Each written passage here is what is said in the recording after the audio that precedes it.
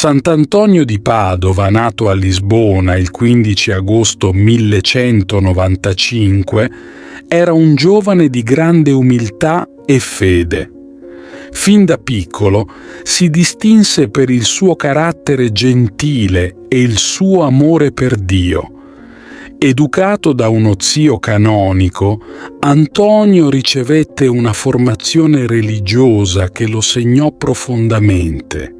Crescendo, sentì il desiderio di allontanarsi dalle glorie mondane per dedicarsi alla preghiera e alla solitudine. Entrò nel convento dei Canonici Regolari di Sant'Agostino, dove si immerse nella mortificazione e nel silenzio.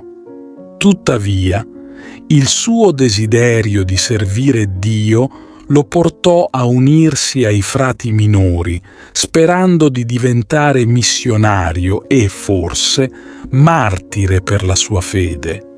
Ma il destino aveva altri piani per lui. Poco dopo essere giunto in terra di missione, Antonio si ammalò gravemente.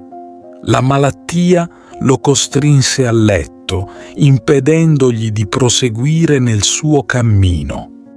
Nonostante le difficoltà, Antonio non perse la fede.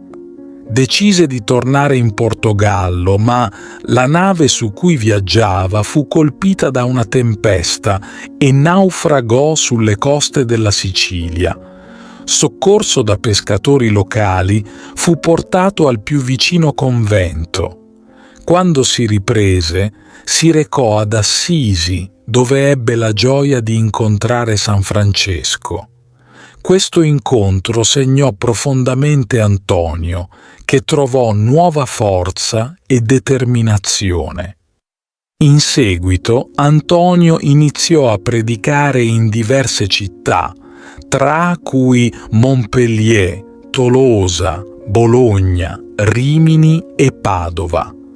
Ovunque andasse, la sua parola era potente e toccava i cuori delle persone. A Padova, durante una Quaresima, riconciliò nemici, convertì peccatori e persuase usurai a restituire il denaro rubato. I suoi sermoni erano pieni di amore e compassione, e la sua fama di taumaturgo si diffuse rapidamente. Un giorno, mentre pregava intensamente, Antonio ebbe una visione che gli rivelò che suo padre era ingiustamente accusato di omicidio. Con la preghiera, Antonio si trovò miracolosamente a Lisbona accanto a suo padre.